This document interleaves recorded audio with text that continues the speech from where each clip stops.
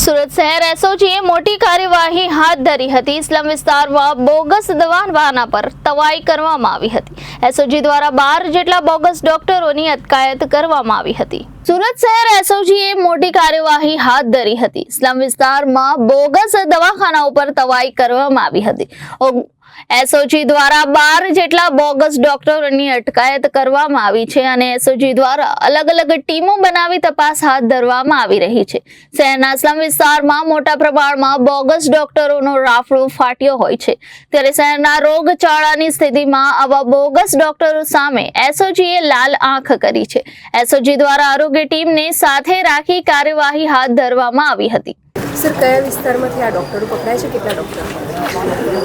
આજે એસઓજી દ્વારા જે બોગસ ડૉક્ટરો હોય છે એની માટેની એક મુહિમ ચલાવવામાં આવી હતી।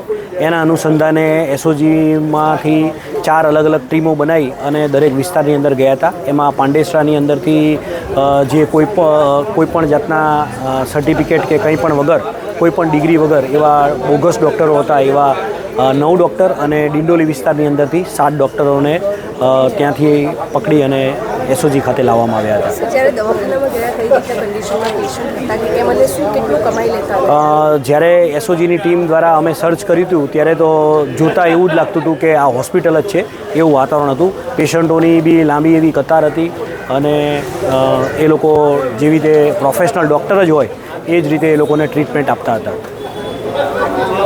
Reporter Arvind Rathod, Janadesh news, Surat.